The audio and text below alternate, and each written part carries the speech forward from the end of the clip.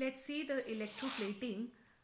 Again, here we have to electroplate this coin. Suppose we take a coin here and we have to electroplate it with copper. So I told you earlier also that metal object on which the electroplating is to be done is always taken as cathode. So at cathode we take the coin because we want to electroplate. We want to do the plating on this coin. So we join this with the help of clips. Okay, we take metal clips and we tie it with a clip. Okay, hold it with the clip and join it with the help of the copper wire to the negative terminal of the battery. So the metal object or the coin which we want to electroplate is always taken as cathode. See, these are some of the rules of electrolysis which you need to remember, because electroplating is an application of electrolysis and you need to remember these three things are very important: the two electrodes which we take and the electrolyte. Now the metal whose layer is to be deposited is always taken as anode. So what do we do is, naturally we take some copper wire here, or you can take copper rod. So this is your copper wire. Here we have taken a thick copper wire. This naturally has to be very thick. So thick copper wire is taken here as anode. It is connected to the positive terminal of the battery, and then we need to know that what is the electrolyte here. So electrolyte here is water soluble salt of the metal which you want to deposit. Okay, so we need to deposit copper on this coin. So we take a copper salt, water soluble salt of copper. So we take here copper sulfate, CuSO4. Okay, copper sulfate solution. Do remember that this needs to be a solution, because then only it will be a conducting liquid. Okay, rather the electrolyte has to be, so your electrolyte is this. Electrolyte is copper sulfate solution. Now let us see what is the reaction which will take place when electricity is passed through copper sulfate, CuSO4.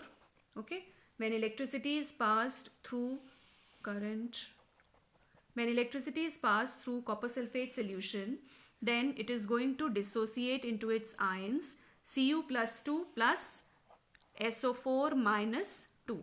Copper ions plus sulfate ions. Okay, now naturally where the copper ions are going to move, copper ions are going to move towards cathode because they are positively charged ions.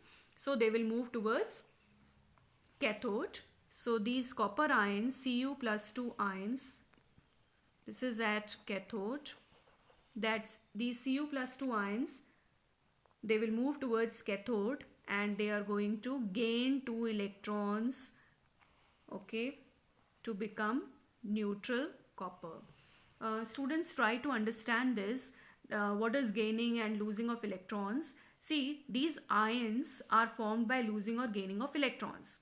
Now this copper ion has this is having plus sign. It means it has already lost 2 electrons. So when it has lost 2 electrons, naturally it needs to gain 2 electrons, then only the total charge will be 0. This is plus 2 minus 2 will become 0. So naturally when it gains 2 electrons, then only it is going to become 0, or it will become a neutral metal. So this is copper. And at anode what is going to happen is that the copper from here, okay, this copper, the thick copper wire which we have taken from here, the copper is going to dissolve into this copper sulfate solution.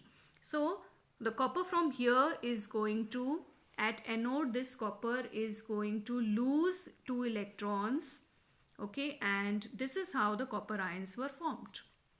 Okay, see, what I mean to say is that from here copper has lost 2 electrons. When it loses 2 electrons, it will form Cu plus 2 ions. At anode this reaction occurs. Now these Cu plus 2 ions, where they are going to go is that they are going to first dissolve in this copper sulfate solution, and copper sulfate is also going to dissociate into Cu plus 2 and SO4 minus 2 ions. So these copper ions are going to deposit on this coin, and this will get electroplated with copper. And the strength of the solution remains unchanged. Means here, if you check the strength of the solution, this copper sulfate solution is having the same strength as it was before the experiment. Okay, so you will find at the end of the experiment, you will find that this copper wire is going to become thin. Why this is going to become thin? Because from here the copper is dissolved here, and from here, from this electrolyte, the copper is going to deposit on the coin. So the coin is going to get the electroplating, and this copper wire is going to become thin because it has lost the copper. Okay, and this has a thin coating of copper. This is known as coating of electroplating of copper on the coin. This is how it is done.